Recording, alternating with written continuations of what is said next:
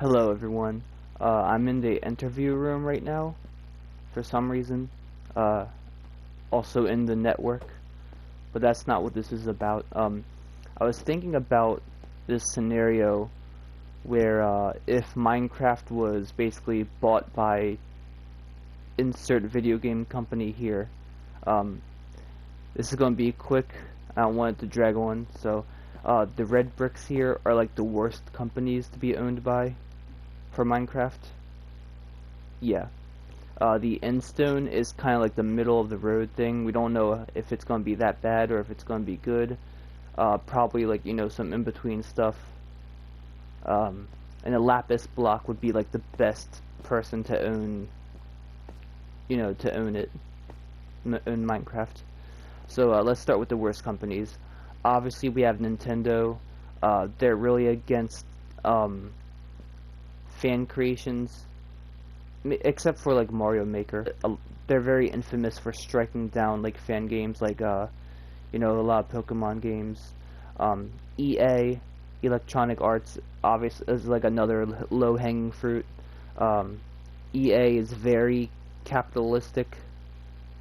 Not much else to say. Bethesda, I'm surprised I put them here. Well, actually, no, I'm not surprised, because while Bethesda has made some pretty good games and does allow modding, they did try to make mods like monetary recently, like you had to pay money to use mods. Thankfully, they failed. And also, Bethesda's just really bad at coding video games nowadays, as you can see, like with the recent Fallout game, and whatever. Disney, another low-hanging fruit. Actually, I might be being too harsh, but probably not. Like, obviously, they're going to be like EA and be very capitalistic, like much like every other company on here. We also have the back of the sign.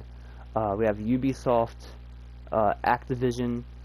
Activision owns Blizzard, I think, and Blizzard usually allows like workshop stuff for Overwatch. But other than that, I think these companies will, sue you if you try to make a fan game, or they'll do like a cease and desist. That's what I meant. Tencent, I don't know much about them, but I think they are bad. Take-Two or Rockstar Games. Now, while they do allow like modded servers for GTA, there was an instance where they sent like a cop or like investigator to a modder's house. It was specifically a 5M modder, and like I don't understand why they did that. Like, it's just someone modding your game. They're not like doing anything illegal, or they shouldn't be anyways. So yeah, they also I'm pretty sure they own 5M now, I think, and have like limited them to an extent. I don't think it's that bad though. Like, theoretically I could put it like on here, like in the middle. But also they're very capitalistic, so yeah. So the endstone here, middle of the road. So Atari, I don't know much about them, but there's the old console they made. Pretty cool.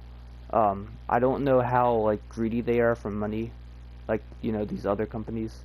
But I imagine it wouldn't be that bad if they owned Minecraft. Same for Konami. I don't know much about them, but I don't think they're like really ban heavy on video games or like fan games.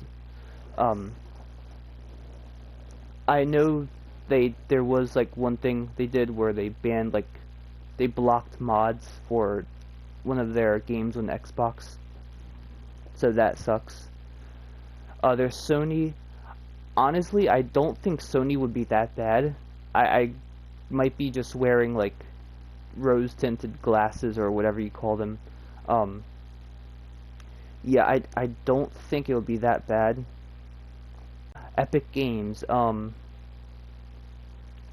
Epic Games, owns Fortnite. They own Fall Guys now, and they do allow like they do have like a kind of like a workshop mode for Fortnite, I think, where you make your own stuff, but I don't know how heavy they are on modders or fan games.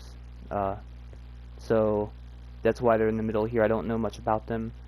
Behind the sign we have behavior. The creators of Dead by Daylight, of course, have to include them on here. I don't think they like mods too much.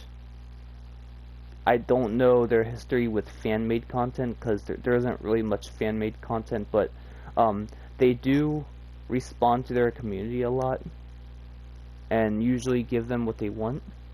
So I don't think they would be like the worst company to own Minecraft. Roblox. Oh yeah, that's another thing I forgot to mention. Some of these companies are like really they really have like controversies within, the workspace, like Activision and Blizzard and Ubisoft, with like inappropriate harassment, stuff like that. But I'm not really gonna judge that in this case, because that doesn't. I don't think that affects like how they'll own and update Minecraft. That we're judging by like the quality of not just the quality of like their games, but also like their history with fan-made content and mods. That's what I'm going off of. So yeah. Roblox is like a strange one, because I don't think they would go after modders, because like Roblox is a platform and they like allow you to make almost like any game you want. However, it is very, very capitalistic, and you got like they have like a lot of developers that are making games and they're underpaid, kind of, I think. So that's unfortunate. And yeah, I feel like there would be a lot more microtransactions if it was owned by Roblox, much like Microsoft. Square Enix, I don't know much about Square Enix, but I looked it up. I don't think they have like too much beef with fan games or modders.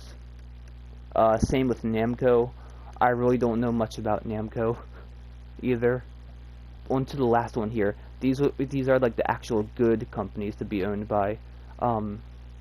Valve, obviously they're really mod friendly.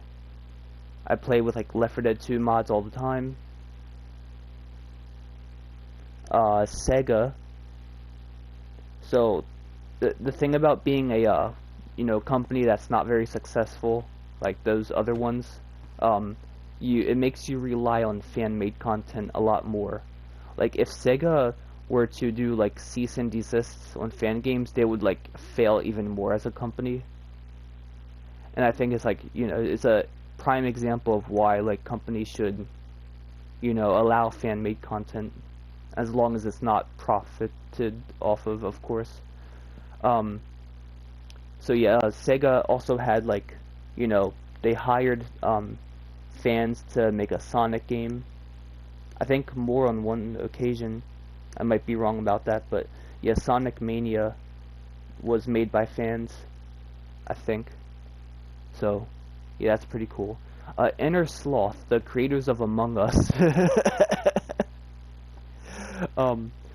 I think it would be good for Minecraft to be owned by them, although they are like a really small company that it's not realistic to have them own Minecraft, but this is just the if scenario I'm thinking of. So yeah, I think Among Us mods they don't really interfere with it. I'm pretty sure they're cool with it, like as long as the mods are like on private servers. So yeah, Capcom, I had Capcom where Konami is originally, like above here. I don't think they're really against mods. Like I've seen Resident Evil games with like retextures, and I've heard like they've actually like invited fan game developers like to conventions or whatever, and they seem like cool people. But but I might be risking it, putting it all the way on the best list. Huh. Oh, cave noise. And on the back here we have the last ones. These aren't really video game companies, but independent developers. Toby Fox and Scott Cawthon. I couldn't complete Scott Cawthon's name without going to a second line, so that's why I just put his last name. It's no secret they're really cool guys with, they're really cool with fan games, and mods. And yeah, they let people mod their games, and as long as it's non-profit, and yeah, that's pretty cool. And yeah, that's pretty much it. I just wanted to discuss, what's the worst company to own Minecraft and what's the best company to own Minecraft. So yeah, thanks for watching. I'm sorry if I wasted your time. LMAO.